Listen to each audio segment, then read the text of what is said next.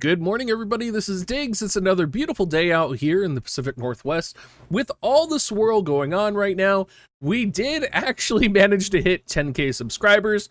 So we're going to take a break and we're going to talk about, my journey leading up to the 10K subscribers, my special thanks to everybody involved, my best moments, my worst moments, and some of the things you might not even know about me. Let's go ahead and dig in. So I've got a whole list here. I actually pulled up a list and spent probably the last hour and a half just writing down what I wanted to talk about. And the first thing on the list is kind of the favorite things that I've gotten to do. We'll be touching on what I've learned, what's coming, my biggest blunders, and we'll of course be talking about what I'm personally improving on and some personal thank yous I want to send out there. But I figured first we would talk about my personal favorite memories. And a lot of people probably think it's the 1-year anniversary stream or it's one of my unofficial streams that I did. And that's actually not true. My favorite memory is actually the bathtub stream when Miranda came out at the very beginning. For those of you that don't know or weren't there, I actually spent time in our bathroom. It's a little 3-foot by like 4-foot bathroom. It is small. Like, we're talking really small. And I was in the bathtub. Maybe it's more like 6-foot by 4-foot. But I was in the bathtub. We had moved the computer. The monitor was on the toilet. So we had no bathroom access.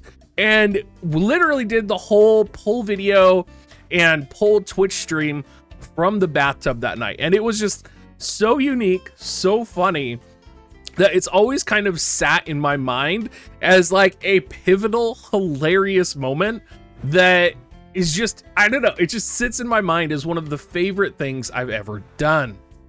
There's a whole lot of other moments, but honestly, my favorite thing is probably the day-to-day. And I think one of the best things that's really happened to me is being able to kind of represent myself as an LGBTQ person in the world, being a gay man and being able to, role model myself in gaming, where I've never really had a gay gaming YouTuber that I personally have watched. And so it's very exciting to be able to do that and kind of represent, that aspect in the world. I also think it's great being able to interact with all of the different communities in the world. Specifically, Brazil has been a huge supporter of mine, and Brazil has been here since the beginning. They are in my Twitch, they're in my YouTube comments. Like, the amount of Brazilian viewers I have is absolutely amazing, and I love all of you.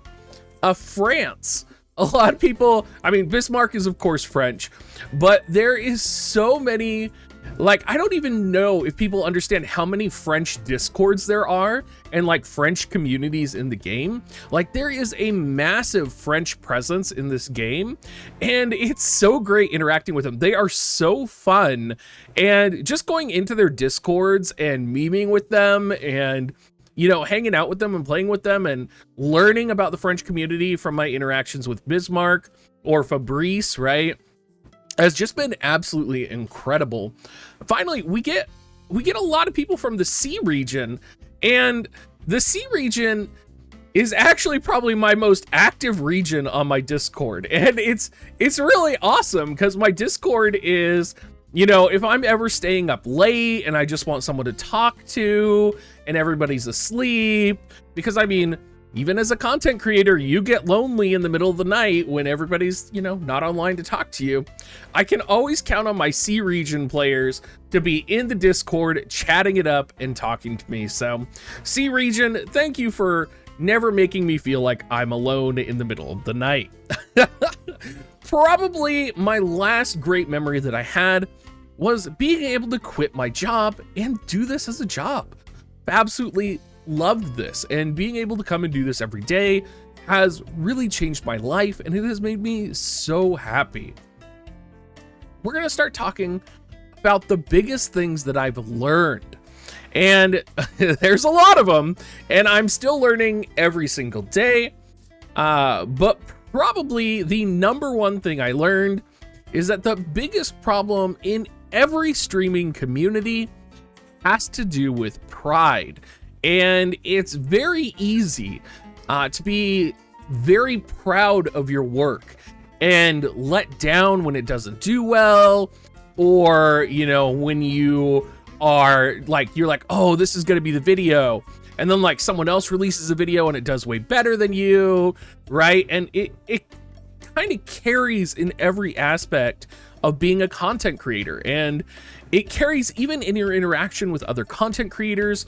It carries, you know, just in a world where it's like very, I don't know, this content creator world seems very individualistic, and it doesn't really seem to promote this idea of like collective working together.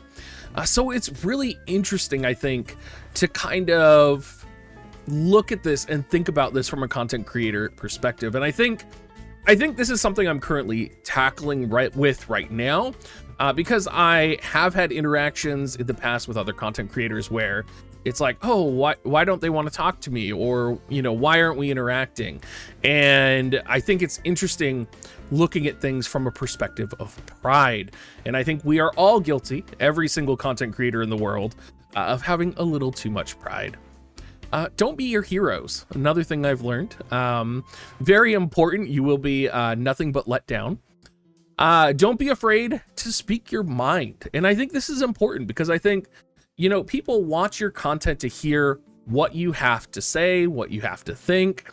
And a lot of people try and control what you say or control the narrative. And, you know, this is something that happens nonstop, right? And people will say, you know, what you're saying is not what you actually think. Or, you know, you're only saying this because you need the game to be successful to make money, right? Or you're only saying this because you want to make money, or you're only being controversial because you want to make money, right? Like, all of the people that are saying that don't really understand that being controversial makes you no money. You don't make money from being controversial. You make money from consistency. You make money from having ongoing relationships with viewers who use your affiliate links. So it's really interesting to me, the idea that a content creator would not be speaking their mind, but also I could understand a content creator being afraid to speak their mind. So just lots of things to think about in that regard. People will take you out of context as well. People will generalize you and hate you. You can't let it bother you. Never look small picture, always big picture. Again, it's that idea of, you know, looking at one video and being like, oh my God, it did terrible, right? I poured 3 hours into making this video, or whatever it was, 4 hours, right? And, you know, I had 500 views and it's the end of the world. Always look big picture, right? Don't be afraid to be vulnerable. I think this is very important in any work environment that you're in, but particularly streaming, right? I'm not infallible. No content creator is infallible. And no matter how much we might seem like an authority, or how much we might seem like we're putting out, you know, factual information, or, you know, great strategies and so on and so forth, we are never infallible, and we do make mistakes as well. So being able to own that and just like call it out. I'm going to talk about my biggest blunders towards the later end of this video. And Lord knows I have not been infallible. Finally, probably one of the bigger things I've learned is don't regret the content you put out. And I think it's really easy after a video that's received negatively, or a video that people are like, wow, I can't believe you did a video on that. I think it's really easy to say, you know, get onto yourself and be like, wow, I can't believe I did that. Like, what the fuck was I thinking, right? And it's really easy to beat yourself up. And I think, you know, as a content creator, it's your job to, one, put out content that you really believe in, right? And recognize that, you know, you might have really believed in what you were saying in a video, but maybe you didn't phrase it the right way.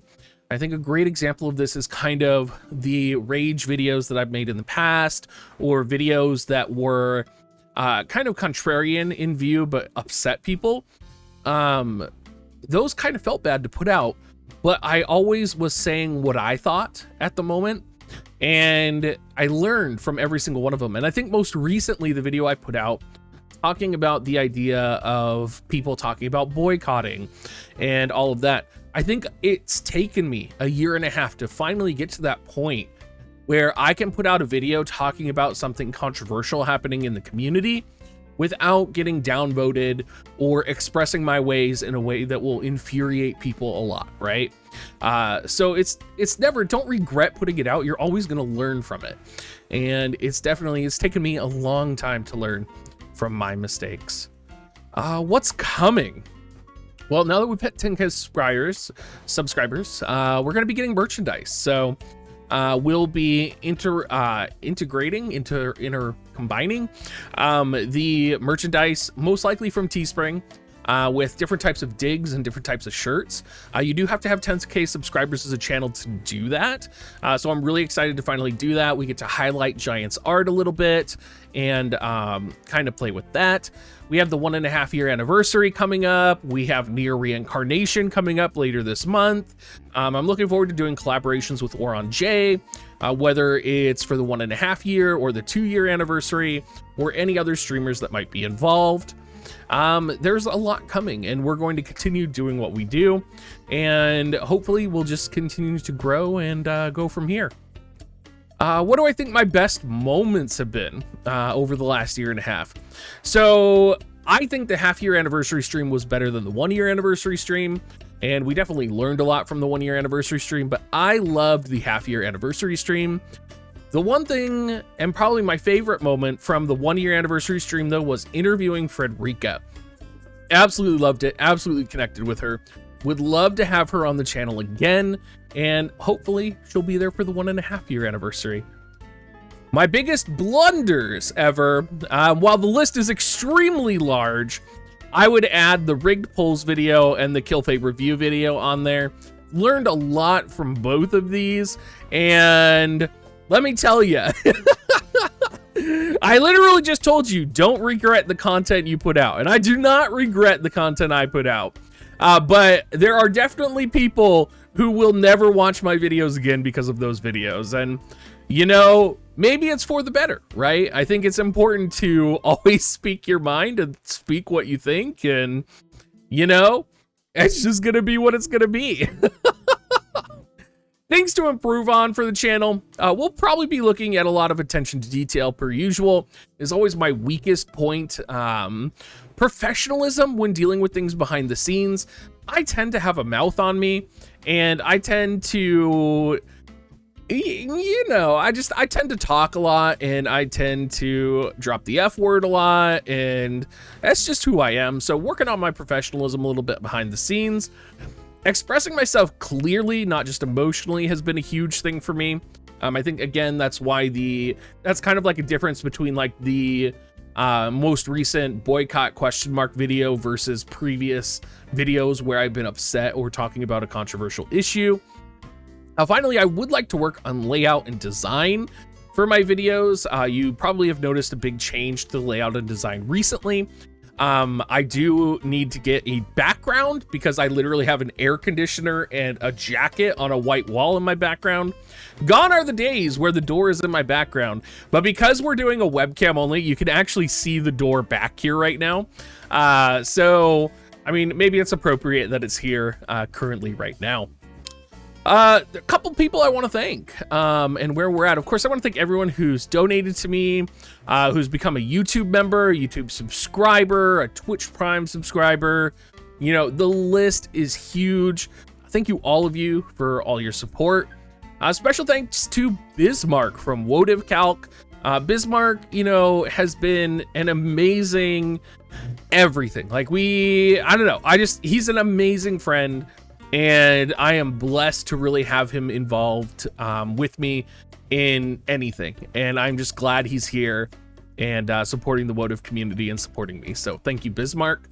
Fabrice, a lot of you guys don't know who Fabrice is. He's also a streamer from the French community. He is also my sponsor. So, of course, Amazon has sponsored me for the last 1.5 years now. And I am forever grateful to that. So thank you so much, Amazon. Anyone who I've messaged and then I've been like, hey, Do you want to do this for me?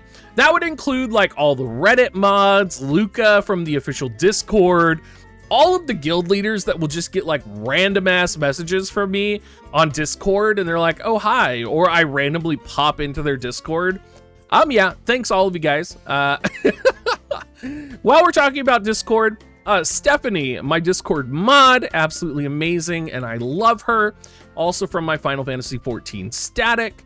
My wonderful husband, Small Giant, who is over there. My wonderful husband. He heard me.